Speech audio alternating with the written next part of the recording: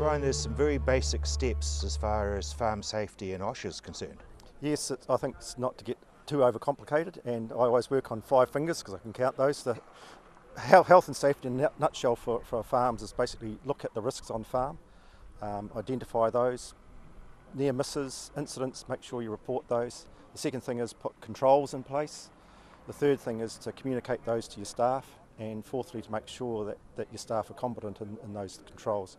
And then lastly, have a review process so if people change or things change on farm to work through that. So that makes it quite simple. Yeah, keep a good record of things, and that should make people be a little bit more rest assured that this new health and safety legislation is not overburdening another task on the farm, but it's all about making sure people are safe on farm and getting home safe at night. The other thing that's changing is environmental mapping. Yes, with Dairy Holdings we've got a number of farms now, nearly 40 that I've completed farm environment plans for.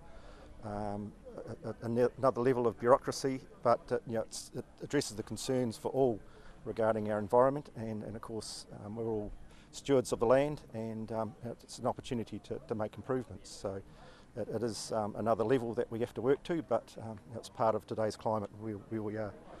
Efficiencies become very vital because of a lot of different reasons. We're overlooking the soil. Yes, but to just go back a step with efficiencies, irrigation and water in Canterbury is very important. So a key thing out of the farm environment plans is looking at irrigation efficiency.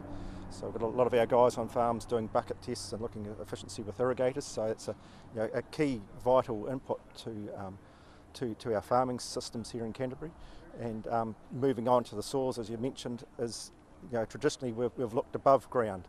And if you think of the soils as an ocean out in the sea, there's plankton and fish and whales, and they all live in a food chain, and that is happening underneath the soils as well. And the simple key indicator for guys out in farms is to put a spade in the ground and count how many worms they've got, because they're the whales of the soil. So if there's a good number of worms, they can be assured that the soil biology and food chain is active as well. Because you were talking earlier about bacteria and microbes and all that sort of thing, and you made it quite simple. Yeah, but it's something that hasn't really been studied. And I suppose there is a gap in New Zealand in that research area. It is pleasing some of our research institutes, Lincoln and Otago, are starting to look at these areas with mycorrhizal fungi and bacteria.